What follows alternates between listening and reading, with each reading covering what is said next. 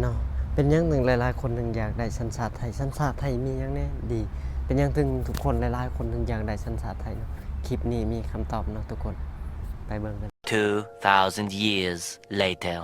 เนาะครับสบายดีทุกคนเนาะอยู่กับบ่าวภูมิคือเก่าเนาะบ่าวภูมิสิบอกว่าเป็นหยังหลายๆคนถึงอยากได้สัญชาติไทยเนาะทั้งที่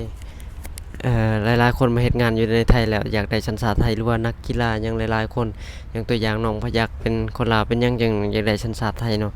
คลิปนี้บ่าวภูมิก็สิมาแบบเว้ารวมเลยเนาะทุกคนเนาะรวมเลยเนาะสำหรับได้สัญชาติไทยนี่เนาะทุกคนอย่างน้องพยัคฆ์เป็นหยังเราเป็นนักกีฬาที่เก่งเนาะอย่างประเทศไทยเขาสนับสนุนส่งเสริมด้านกีฬาเนี่ยโอ้ทุกอย่างอัดฉีดแบบเต็มที่จะมีอนาคตแบบไปใกล้เลยว่าซั่นซะ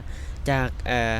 นักฟุตบอลนะระดับโรงเรียนจะสามารถไประดับลีกภายในประเทศแล้วก็ไปประมาณนักเตะระดับประเทศได้เนาะจะมีโอกาสว่าซั่นซะหรือว่ามีโอกาสหลายกว่านั้นจะสามารถไปแบบลีกต่างประเทศได้อีกเนาะแบบเขาส่งเสริมแบบไกลแบบไประดับโลกได้เลยว่าซั่นซะเนาะทุกคนแบบถ้าเจ้าเก่งระดับนั้นเจ้าสามารถเลี้ยงครอบครัวพ่อแม่เจ้าได้เลยแหละพ่อแม่เจ้าสบายเลยได้เลยแหละถ้าเจ้าได้สัญชาติไทยเนาะทุกคนอย่างบางคนเนี่ยมาเฮ็ดงานในไทยเนี่ยอยากได้สัญชาติไทยเพราะว่าเขาเห็นหลายๆโอกาสหลายๆอย่างเนาะได้สัญชาติไทยนี่เนาะบางคนก็จนแบบเอาผัวไทยเนาะผู้หญิงเขาจะเอาผัวไทยเพื่ออยากให้ลูกได้สัญชาติไทยเนาะทุกคนมันมีอนาคตไปไกลกว่ายังแค่คนไทยเนี่ยทุกคนทั่วหน้าใน70ล้านคนเนี่ยมีบัตรสวัสดิการ30บาทรักษาทุกโรคทุกคนเลยเนาะยังไปโรงพยาบาลเนี่ยเสียแค่30ถ้าเจ้าเจ็บไข้เนาะตามบ่ภูมิหูมาเนาะ เจ็บไข้เสียแค่30แล้วก็นอกจากนั้นเนี่ยเขาในโรงพยาบาลเขามีเขาวให้กินอีกอันนี้บ่ภูมิว่าโอ้โคตรสุดยอดโคตรคุ้มและสวัสดิการในแบบประชาชนได้เต็มที่เลยอย่างบ้านบ่ภูมิถ้าเจ้านี่เจ็บไข้นี่จะไปเฮ็ดงานบ่อื่นพ่อแม่บ่มีนี่โอ้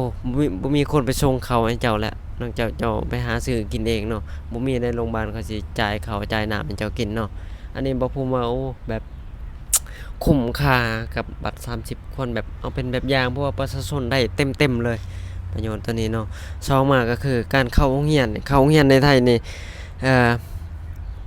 ตั้งแต่อนุบาลตั้งแต่อันนี้เขามีข้าวเลี้ยง1มื้อเนาะและมีนมให้กินเลยแม้จะปิดเทอมเขายังเอานมมาให้กินอยู่ในบ้านนี่เขาเห็นแบบความสำคัญของแบบ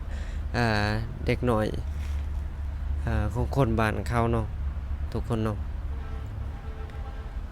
ยังบัดบ่ภูมิยังบ่ภูมิบ่เคยเห็นเนาะแม้แต่นมแม้แต่ข้าวนี่ยังบ่เคยเห็นเนาะ แล้วก็เรียนจบมาเนี่ยมันมีงานห้องรับเนาะ